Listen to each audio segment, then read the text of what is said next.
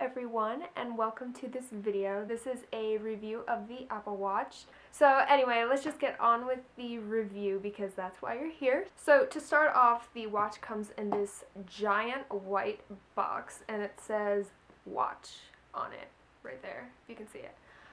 Which is strange because it's about 3 to 4 times the size of the iPhone box. So that's pretty weird. So you open it like this,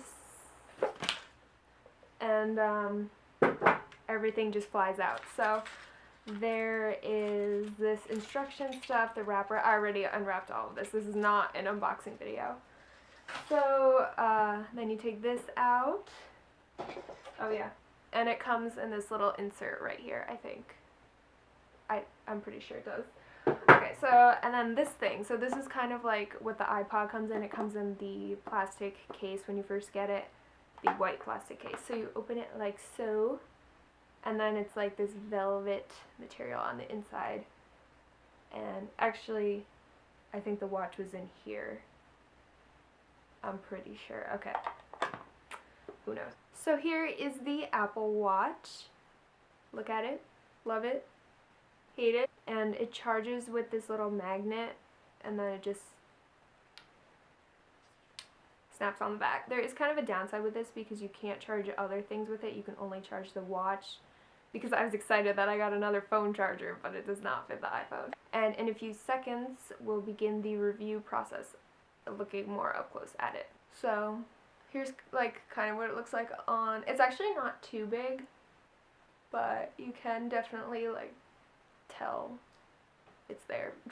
Let's get into the review.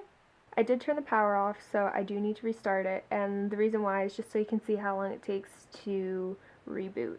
So if I hit the power button, which is this button right here, you'll see the classic Apple logo pop up, and this will now be on the screen for the next 3 to 5 minutes. It does take a while to reboot, as does the iPhone or iPod or any of those devices, and I'm not really sure why, but this does take a lot longer than my phone.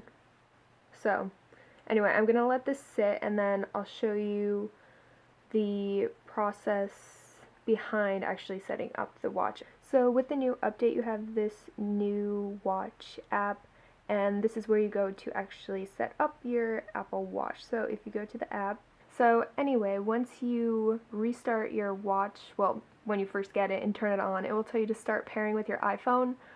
So then you come to this app, and then there's also a start pairing button on here. It's not here anymore because obviously I've already set up the watch. A disclaimer here, you do need an iPhone to use the watch, which is kind of a drawback. So anyway, you just hit that and then they start pairing, and that takes 2 to 3 hours. I'm not even joking that it took 3 hours, because when I turned on the screen and the loading bar appeared, it said it would take about 2.5 hours. I was like, okay, that'll probably drop in no time. It's probably just saying that. But no, it really took a solid 2 to 3 hours. I'm not really sure because I stopped watching. I was doing other stuff, but it took a really long time to actually pair it, which I don't really know why, because it doesn't even take that long to set up an iPhone, so who even knows. So yeah.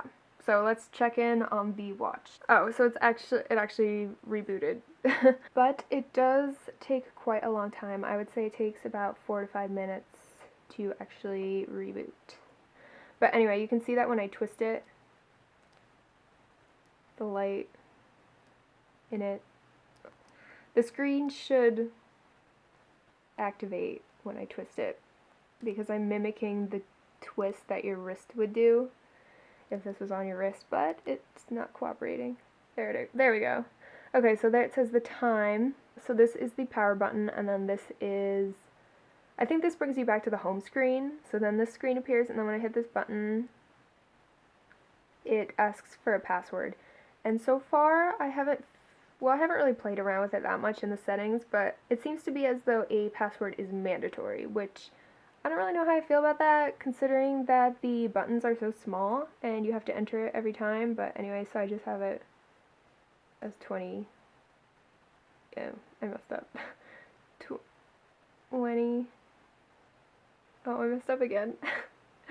I I had the password as 2018. Okay, so now it's unlocked, and then this little clock appears. So these three buttons represent fitness things. This red number represents the amount of time standing, I think, which I don't even know how it detects that. And then the green is running, and then the blue is like more vigorous activity. I'm not really sure. Anyway, so let's look at the home screen. So it's just like it would appear on an iPhone or an iPad, or really any other Apple product. So you can like scroll around. Here's like the stocks app. Sorry, it's out of focus. There's settings. You can look at your photos. Oh yeah, and another thing, see, these are all my photos. I think I know why the pairing takes so long, actually. It's because all of this stuff has to sync on here from your iPhone, because I think it's meant so you can have this dual system between your phone and watch. Yeah, so you do need to sync everything from your iPhone onto this device. All the apps, pictures, music. Well, I mean, you don't have to, but that's where it grabs its information. I was trying to go on the Instagram app earlier. Let me see if I can get to it. Oh yeah, this button right here. Sorry. It zooms in and out. Yeah, just a feature. Just a cool feature, I guess. So if I go to Instagram, it looks exactly like it does on the iPhone. And because my iPhone is about 5 feet away from me, it should detect it. So I can choose to go on my feed or look at activity. So this is identical as to what my Instagram feed would look like on my phone. Like the same order of images. And it's really tiny. Which, I mean, it's cool and cute, but I'd much rather look at Instagram on my phone. And my feelings towards Instagram apply to really all of these apps too.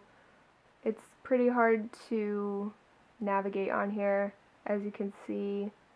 The icons are so small. I mean, it's really like cute and it would be really handy. Like I said though, you do need your iPhone within close distance to use this, so then I would probably just use my phone all the time if it has to be close to me anyway to use this. So it kind of defeats the purpose of this and its ease of use and convenience, because if you have this on, then your iPhone must be near, so yeah. I mean, it's cool, but I don't know. I think I'm actually going to return this in a couple days, so hope you guys enjoy this review. But anyway, yeah, so you can make calls from here. It's just like on the iPhone. Tells you your recent calls, your contacts. You can listen to voicemails. You can look at messages. And I'll show you how this message app works because it's kind of interesting. So the way you send a message is you go to Scribble. So you hit that. And then you scribble your message, so I can write an H and then send it. And that's basically all I can do. Which, I mean, you can definitely accomplish a text message, but it's definitely a lot more tedious than if it was actually on your phone. So, I don't know. But, yeah, I hope you enjoyed this close-up review. My arms are actually getting really tired from holding this in the air, so I'm going to switch over to the way I was talking before with me in front of the camera to go over more pros and cons. So, yeah, let's do it. So I hope you guys enjoyed that review of the Apple Watch. Personally, I don't think they are worth the money because they are really expensive, and I just feel like everything I can do on the watch I can already do on my phone or laptop, and all of the Apple products kind of do the same thing, so the watch is just more of, I don't even know, just an accessory. I don't really know. If you are looking into purchasing an Apple Watch, I do recommend doing a little bit of research ahead of time, and also going to either Target or Best Buy or wherever and actually testing the demo before you actually decide if you want to buy it. just make sure you actually really want it. And also, if you do buy it, you can return it, because that is what I am doing. So anyway, I think that is everything. Don't forget to like this video if you liked it, and don't forget to subscribe to see more videos in the future. Hopefully I will have another video coming out this week, not tech related, on this channel, and hopefully start off 2017 on the right foot. And yeah, so I think that's everything. I'll talk to you guys really soon in the next video. Alright,